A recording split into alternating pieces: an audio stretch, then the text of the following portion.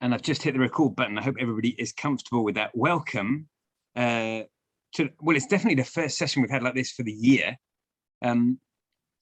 Hopefully everybody can hear me. To make sure everyone's comfortable with the platform, I think many of us have been using Zoom for a little bit of time. I'm going to start you off with a challenge question. So for those of you that haven't met me, my name's Toby, and I'm still getting used to saying that I'm the chief exec 5 months in. The question I have for you, and to make sure everybody can find the chat panel down the bottom, is how many expressions of interest do you think React has pushed out in the first quarter of the year? Answers in the chat, please. Fastest fingers on the keyboard.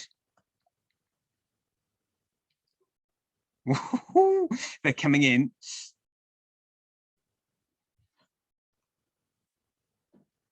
Look at that. I think everybody's got the hang of the platform. The correct answer, who wins the prize? I haven't seen the exact number yet, but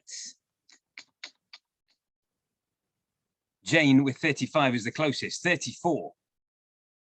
All right, second question. What week of the year are we in?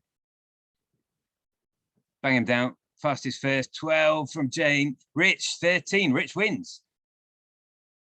So how about that? I think a point for me, just to show the volume of activity is pretty significant. We've had more than 250 responders stepping up to those EOIs and 137 volunteers deployed in the first quarter. So, you know, just a quick heads up from me to say first, thank you for your continued engagement. And I'm aware that we ask a lot of our responders. We've got Tim and Nick with us today from Poland. I'm delighted that they're up for this. In fact, this session came about because Gordon McKenzie came back from a recce in Poland. And no sooner that he got back to the UK, then I was saying, how about, Gordon, you have a few conversations with some of our partners. I mentioned this to a staff member at Chillmark who said, hey, Toby, why are you not thinking in the same vein for all the responders? So that's why we're here. It's going to be a very informal session. I'm just going to share a few thoughts about what we're trying to achieve in terms of the overall strategy. Ben's going to then have a quick look at what we are, the main efforts today, and then we're going to hear from Tim and Nick in terms of their experiences to date in Poland. So in terms of the main effort, I think it's fair to say there are 4 things that we're thinking about primarily. The number one priority for us today is to, as our mission dictates, reach the hardest to reach. So in effect today, that equates to those internally displaced within Ukraine. That's our number one priority. Second priority then is those refugees in the sub-region, assessing and understanding their needs and seeing to what extent we can offer valuable service to them. Third, and I think it's probably fair to say these priorities also in terms of a sequential offering. Third then is, in the event, hopefully sooner rather than later, that humanitarian access is gained within Ukraine, then what does that look like for us in terms of having a force to rapidly assess the situation and be that provider of first resort, third priority. Fourth priority, and sequentially, is probably then addressing the needs of Ukrainian IDPs within the UK. So those are the 4 priorities that feature in a response plan. If you haven't seen it, shout, and we can certainly share that response plan. Is pretty high level with you on Slack. So those are the top 4 priorities. And then, I don't know, Ben, if you're going to share a slide. Ben's now just briefly going to unpack in terms of that first priority, where are we today in terms of helping to meet the needs of the most vulnerable internally displaced in Ukraine. Ben, shall I pass to you at this point? Yeah, thank you. And hopefully some of you saw the SITREP that I know Ria put out on Responder Slack last night, which hopefully I'll put into my own words now. I don't think I'll put the slide up. It's quite complex, but I'll try and walk you through it. I think one of the biggest challenges is obviously Ukraine is a war zone at the moment, and operating into it is extremely difficult. And so I think for us, it was how do we reach those internally displaced people as best way we can. And for us, that came about to say, let's see if we can support local supply chains that are operating into Ukraine.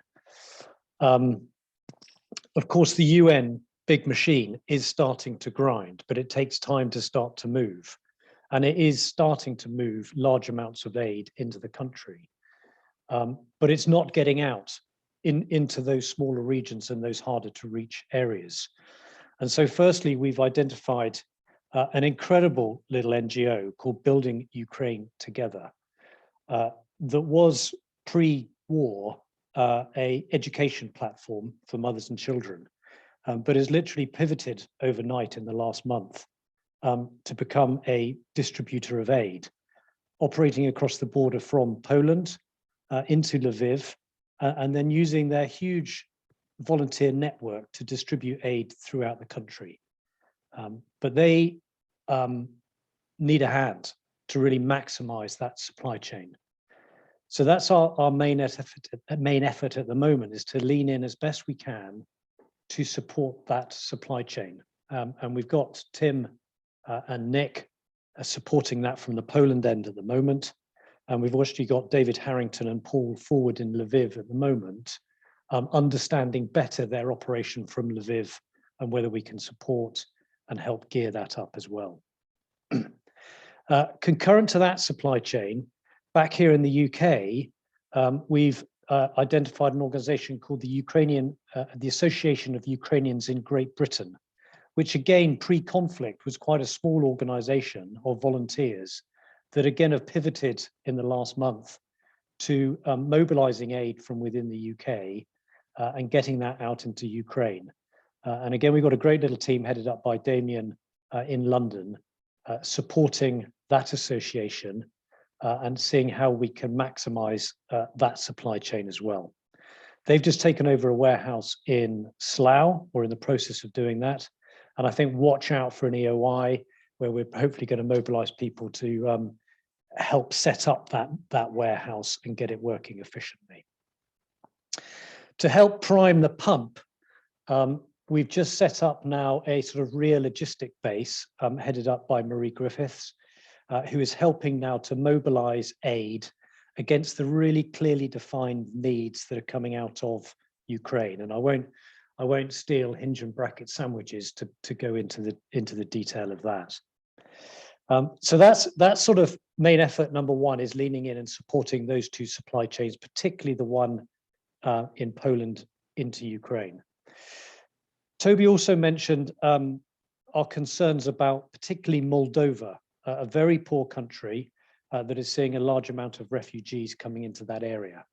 And Andrew Butcher and Jan have just come back from a recce from there, where again, they've identified that it is getting well looked after. The people of Moldova are doing an incredible job, but we've identified an area where one particular charity called Moldova for Peace, who's got about 3.5 to nearly 4,000 volunteers on their books now, are just struggling to mobilize that capability.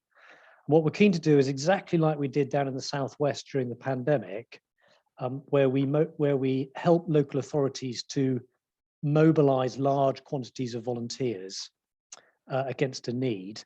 We're looking to put in a team back into Moldova next week to go and help them to work out how to manage that huge volume of volunteers and get the best out of them.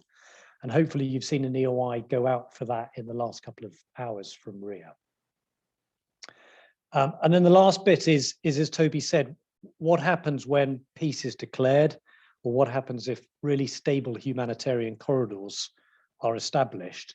We want to be getting into Ukraine as quickly as possible, with reconnaissance teams to be able to do needs analysis and then link up with OCHA and the other UN organizations. And that's why Paul and David are in Lviv as well at the moment, to see whether we can really build this partnership now with Build Ukraine Together and use that network to get out on the ground quickly when and hopefully peace is declared. So I think that's a really quick snapshot of what's going on, and I'll hand back to Toby. Brilliant, thanks, Ben. In humanitarian language, we call this a complex emergency, right? As opposed to a natural hazard and a response to a natural hazard. And I think in this situation, of course, complex is exactly the right word. What I appreciate so much about what Ben has just said, two things actually, and I expect Nick and Tim will talk about it more. Number one is this fundamental idea of a locally led response. I think that's pretty fundamental to what we're trying to achieve. And related to that, I'm already seeing some questions in the chat, so keep them coming and we'll get back to those in a minute. But related to that is accountability to affected populations. And that's one of the main reasons that attracted me to this organization. And it's that flexibility. We're not a one-trick pony that deploys with one particular fixed solution. Exactly the opposite. Deploy, anticipatory action, understand what are the most urgent needs, where we can join the dots and fill that gap. So I think that accountability to affected populations is exactly what is driving us in this response today. So maybe let's pass to Nick and Tim for a few of their reflections. Anything goes, Tim and Nick, right? It can be whatever you fancy talking about, just to give those on the call an idea of what you're up to, and then we can have some questions and see how we can respond. So Nick, Tim, over to you for a few thoughts. Fantastic. I'm Nick, and the good-looking one to my left is Tim. First of all, I think it's very important that we say that, you know, how immensely, you know, grateful we are for the opportunity to be here. I know an awful lot of people lean into these things, and you know, this is a golden opportunity to come and do this, you know, we don't lose sight of that ever. It doesn't stop us first thing in the morning putting on a bit of Clash. This morning we had a bit of the Skids, got up and bounced around the room for about 5 minutes just to get ourselves going for the day, and then get on with what I say we have to do. It's what we want to do, and I think on these sort of things, unless it's an internal value that, and it's something you're really engaged with and you're pretty passionate about, and I'll come back to that, it would probably be even more challenging than at times it probably is. So I know there's a lot of people, and therefore there's an awful lot of aspects, facets of this that people will want to know about. So I'm just going to lead on, if you like, with cover three things. I'm going to start with something pragmatic, if I may, bigger picture stuff. In the middle, I think a sandwich of something just a little bit philosophical, because if one had a complete absence of emotion in situations like this, then, you know, maybe something's not quite right, because emotions do come to the surface, and it's really how we've reflected on that and how we've managed it if those things come up. There are refugees coming through the accommodation we're in. And then finish off with some more of the practical stuff and the good news. There's lots of good news to come, and we're just seeing the light come over the horizon on, you know, real tangible impact for those most in need and hardest to reach. And I want to finish on that, because that to us is so exciting. So the pragmatic piece, and I'll be relatively brief, which I'm sure Toby would agree is quite difficult for me, but I will be as brief as possible, and do chime in if there's a 5-minute warning. I'll stop. On the pragmatic side, imagine this. You know, this is probably the biggest challenge in terms of humanitarian response since the Second World War. There was barely 48, 72 hours between Tim and I being selected to come on this, getting into Chilmark, getting our mission-specific training, being on a flight and landing quite late at night. I think it was circa 1 o'clock in the morning on the Thursday when we got our heads down. And picture the scene, by about 7:30 the next morning, we were en route to our first meetings. And we walked into one of the most enormous and complex meetings I think, you know, I'd ever been involved in. You know, everybody was in town, and it was just quite daunting, actually, to try and work out, you know, how on earth do we pick our way through all of these actors, all with equal passion, to do good things for the beneficiaries. And really fortuitously, and there's a lot of luck in this stuff, I'll be quite honest about it. You can have all the plans you like, occasionally a conversation that happens that is just happenstance at the foot of the stairs, and that's how this one happened. He happened to be the lead for British military intelligence here. And I said, if you had one bit of advice for Tim and I, what would it be? He said, look, there's an enormous amount of moving parts. And I'd already said to him, we wanted to get our, in inverted commas, intellectual arms around this whole piece, work out what it was all about, and find a line through the middle. Probably classic, slightly foolish military thinking. And he said, no, forget all that. He said, look, the best advice I can give you is lots of people are doing the same sort of things. Lots of people are spinning around each other. There's going to be lots of circularity of argument. Don't worry about it. You're used to living in the grey spaces and thriving in the grey spaces. Pick your way through the middle of all that. That's something that is viable, that makes sense, and is the right thing to do, and follow it. But I think, in the words of Billy Connolly, stay flexible, because tomorrow, it will all change again. And so that's what we did. The nervousness around the whole piece has been for everybody, and has caught everybody on the back foot to an extent, is that on this complex operation, as Toby said, is for the first time, I think, since the Second World War, I stand to be corrected on that, there is concurrently a military response that needs to be fed, and a humanitarian response that needs to be fed. And there needs to be very clear water between the two. And any small agency, from the goodness of its heart, that inadvertently cross-cuts that, could stop the UN in its tracks from operating, because the foe that's causing this problem could pick up on that and could stop everybody functioning, saying they're not doing humanitarian work. They're actually moving ammunition or whatever else scurrilous stuff they want to come up with, they could throw in there. And that would make life impossible for everybody. So I think, on the pragmatic side, if I may, I think our first lesson was, relax, pogo around the room to the skids first thing in the morning, to just get yourself back where you need to be and remind yourself of what's real. And then to remember, thriving in the grey areas, making a decision, picking a route through the noise, exactly as Reactor's done. Find a local player, get alongside that player, and coach and mentor and be with them to accelerate what they do, is the best way to go. And I think that's exactly what React has chosen to do and is doing. And I'll come back to that in the last piece, if I may.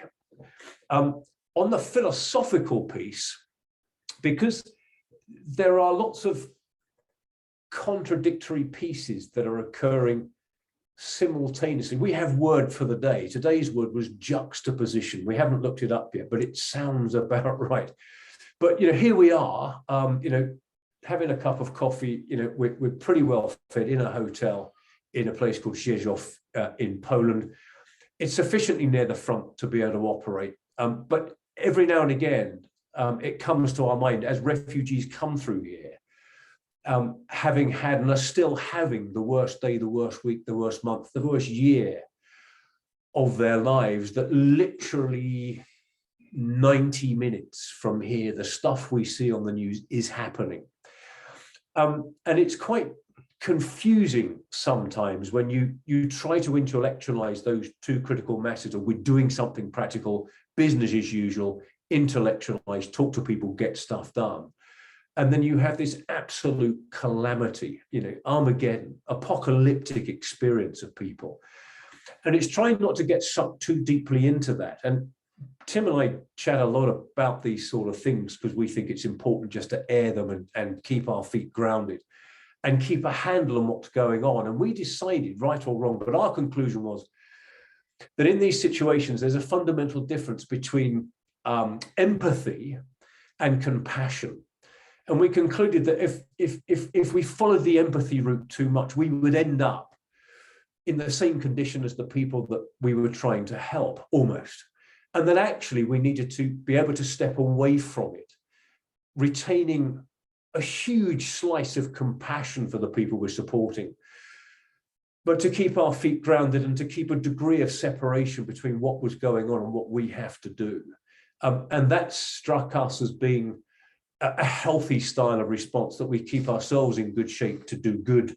Otherwise, we're no good to anybody. That's the sort of philosophical filling to the sandwich of if that's of any use to anyone. And now to the really good news as we move forward. There's a lot of players, a lot of actors here. We're alongside building Ukraine together. For what it's worth, you know, we couldn't be more bought into what REACT decided to do there. It's just such the right thing to do.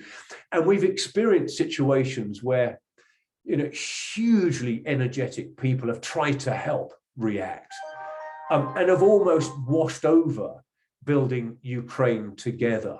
And taken over, not because they're bad people, they've just got so much enthusiasm, and that's wonderful, and we love it, and we need it, but controlled. And so what we have constantly come back to as a collective, not just Tim and I, all of us who have been working on this day in, day out, is we need to focus and stay focused on the fact that the best thing we can do is to stay completely mindful that this is a local response, building Ukraine together. They understand the local condition. They are deeply involved with this. They are Ukrainian people supporting Ukrainians. This is their gig. And we are here to lend our shoulder, to lean in and support what they're doing. And I think everything we have done so far, I hope that everything we're doing is leaning in to support that. And what we have achieved, and it's not just Tim and I, it's everyone involved in this. We have established a robust, proven supply line. We have a storage facility forward I'm not going to try and pronounce it. Sometimes I can, sometimes I can't. But it's forward of here. It's only 4 clicks from the border as the crow flies. We've got 750 square meters of storage space there. It's not state-of-the-art Amazon, but you know what? For what we need to do, it's absolutely perfect. We have wonderful donors that have are supplying 4 additional vans to building Ukraine together. And I just wish everyone, particularly those who funded those, could have seen the look on the faces of Vika and her driver when we had the luxury of handing the keys over. We felt slightly fraudulent when we did that, but we had to take them forward and hand them over. The look on the face just said it all to us. That was a good day at the office. They really needed that kit, and they are so grateful, and they deserve it. We have that storage space. We have people paying for local workforces. Local workforces, not a bunch of REACT volunteers going in, not because we're not good people, but hearts and minds locally. This is a local response to a local issue. And we are just getting a glimpse now with the good work of Marie back in the logistics echelon back in Chilmark. We're about to kick off in the next 48, 72 hours with some hygiene kits, thanks to Water Mission, who are funding that. Tim and I and James and anybody else who's on deck will get our jackets off, get down there, and we're going to assemble from palletized toothbrushes and hygiene kit, 5,000 hygiene kits that in Vika's own time, in accordance with her schedule, she will collect and she will take to the point of most need and point of consumption. Behind that, we're starting to get the sense of some real aid coming through. And if I can just do one sales pitch for everybody on before I shut up, is the priority needs right now, given that the supply chain became, pardon the expression, constipated with fur coats and children's toys, all donated by wonderful people with a huge passion and from the heart. But what is needed right now is food, including baby food. It is power solutions. It is hygiene and water solutions, and it is medical or medicines. And if anybody wants any more granularity of that, I would be absolutely delighted to jump on a call with them and to unpack and send them a spreadsheet that told them more about what that is. I hope that gives a flavor of where we are and the REACT disaster response energy behind this. And if you have any questions that we can answer, we'll both be absolutely delighted to take them over. Nick, absolutely brilliant. For those of you that haven't seen Nick's LinkedIn post earlier today. I'd encourage you to have a look at that. It also is a very good description of what are the needs. Tim, anything quickly you want to add at this point? Yeah, it'll have to be quick after that, won't it? So the only emotion I've seen so far actually was his hissy fit when there wasn't an hairdryer in the room to cope with all that hair.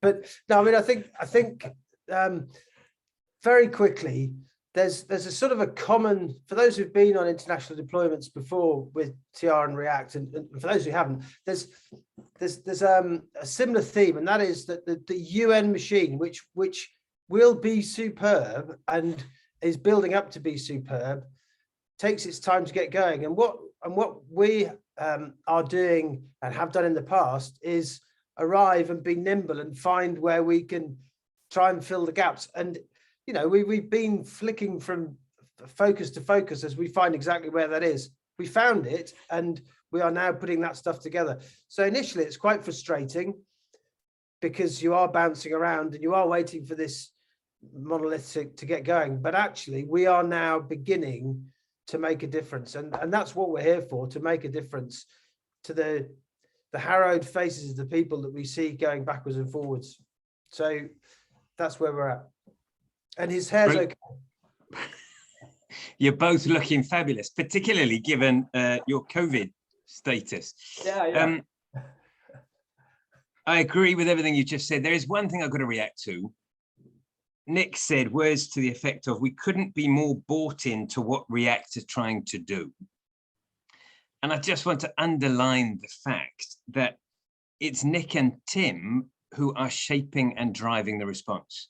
It's one of the things that excites me so much about this organization is that delegation of authority. It's putting the decisions at the right level.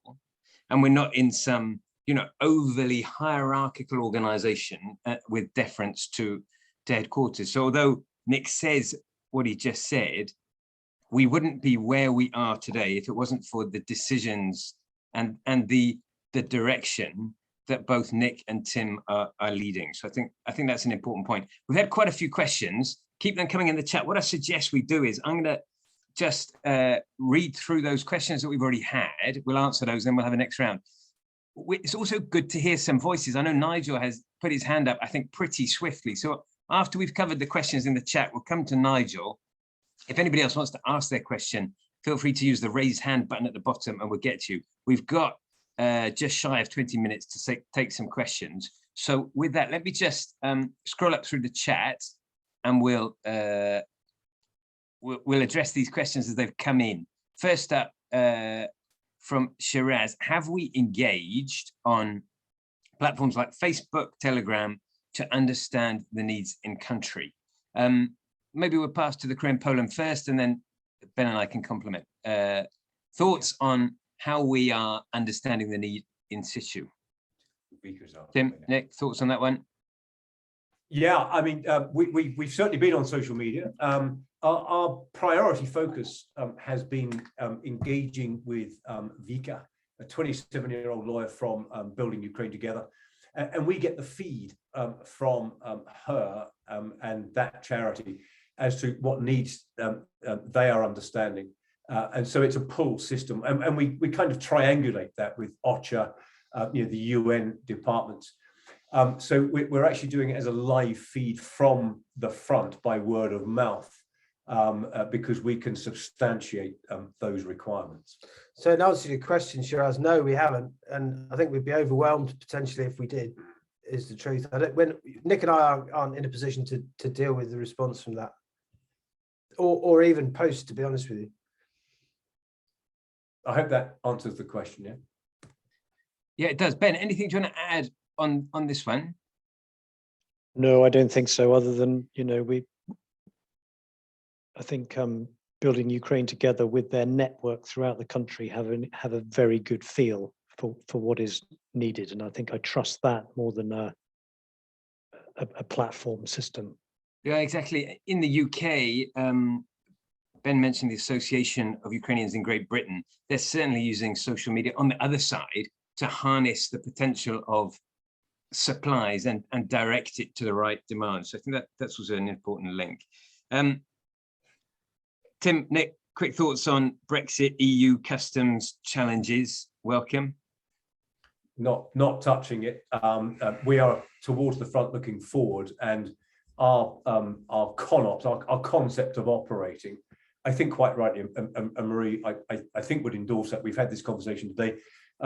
Anything that's moved forward, the ask is that they get it delivered to the Poland warehouse. So yeah, we've heard noise that going UK into Europe and then back out of Europe is an issue. We're trying not to get wrapped around the axle on that, because it would eat our lunch for a week. So we need specialists to deal with that. So yeah, we're deferring to others. Thanks, Nick. Next one for you, Ben. Plans within the UK regions to help refugees who've made their way here? Yeah, I think that's Ian Brannan, isn't it? I think we're tapped in as close as we can be as a core member into the voluntary and community sector emergency partnership that are watching this one carefully. We're also now very closely linked into the British Red Cross to support and work together if this one happens. We're not seeing the sort of bow wave that we saw with the Afghan crisis of large volumes of people coming out over a very short space of time from the war zone that was Afghanistan. It seems to be a slower dribble of people. And actually, from what we've heard from the Ukrainian people that are coming over the borders into Poland, Moldova, and Romania, is actually they want to be closer to home. That coming to the UK is quite a long step for them, and they actually want to stay close. So when and if this war is over, they're quickly back in again to be able to help their fellow countrymen and women. So we're watching it, and as Toby said right at the start, our fourth priority is to be prepared to support in this country, but we're not seeing a pressing need as yet. Good, thanks, Ben. We've got a couple more questions. So, good question from Charlie, addressed to you, Nick, on given the large volume of local and international volunteers and organisations in the area, thoughts on overall coordination of task, and is each one attracting its own management stream? So your thoughts on overall coordination, Nick, welcome. Yeah, I mean, OCHA, who will do that, will in time do a fantastic job, I'm sure. There is so much going on here that I think it would be, if I can't think of a better word, foolish and counterproductive to try to dictate a single coordination point for everything that's going on. And I lean back on the point that actually right now, the most effective thing that is happening at a smaller scale are these little local responses. They're bespoke, they're personal, they're based on established relationships at the front. So it's a pull system based on a real understanding of need. So yeah, there are a lot of actors. There's a lot of people doing similar things. What's interesting, though, I don't have any sense that we are competing for the same resources. And I think that is where OCHA will really earn its spurs to prevent that from happening. So yeah, separate change of command, separate management structures, yeah, but it doesn't affect us. We can do what we need to do. Very good, thanks. We've got a couple more questions, but I'm just going to, if I can, pass to those who put their hands up, or at least I think I saw a hand from Nigel. Nigel, do you want to come in with a question? Over to you.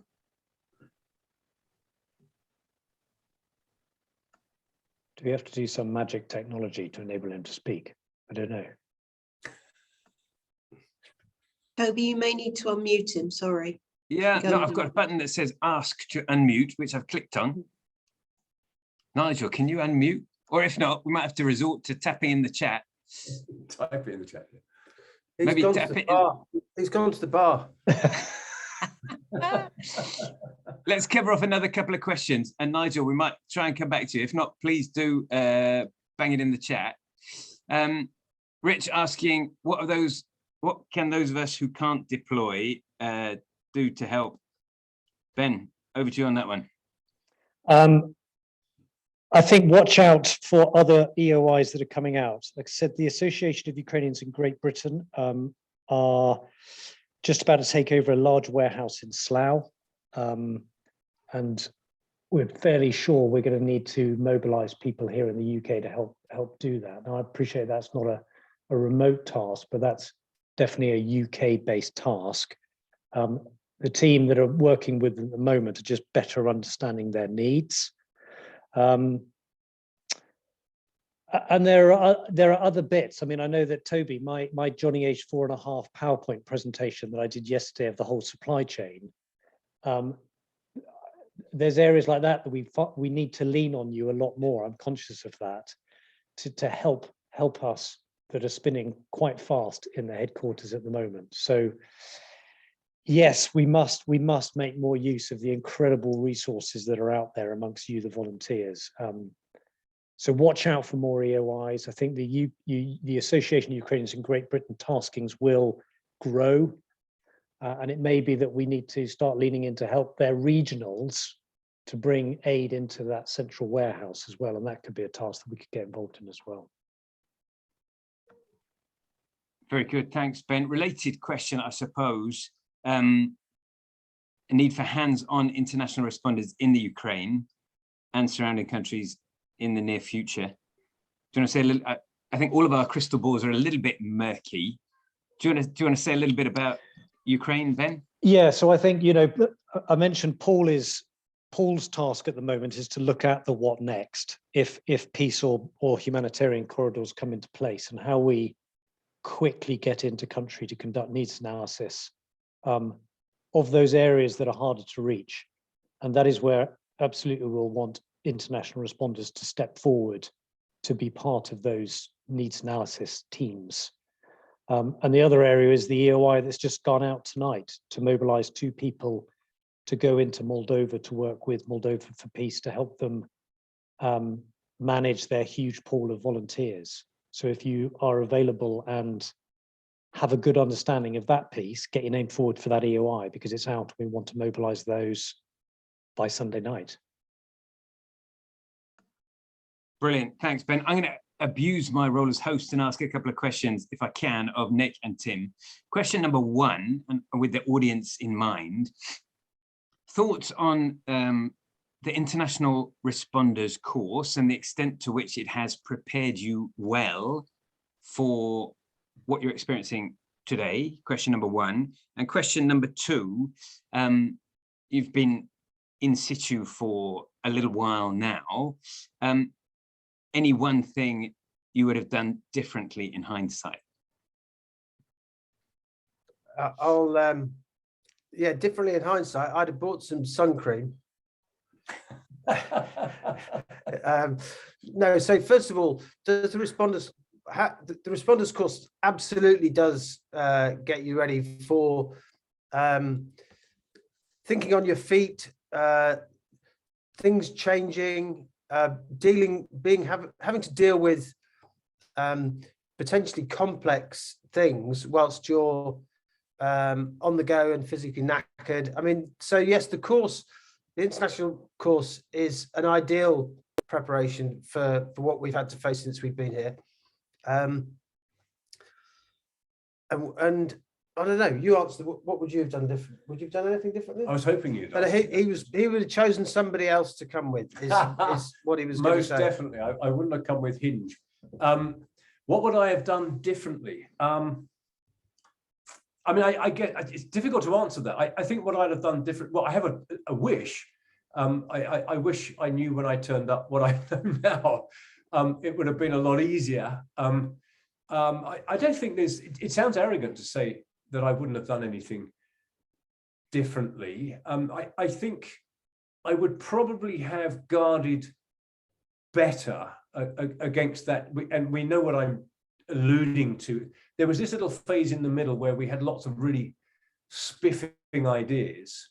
And I think I was probably guilty of almost crowding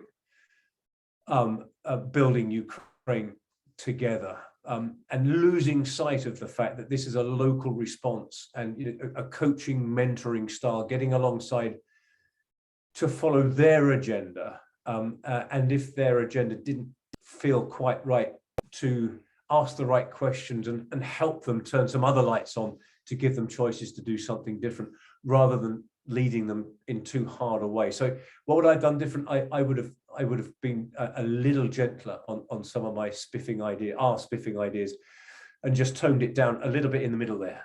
Didn't quite get that right, but I think we've done a regain, and we have the trust of the people we're supporting. And without that, we wouldn't get anything done.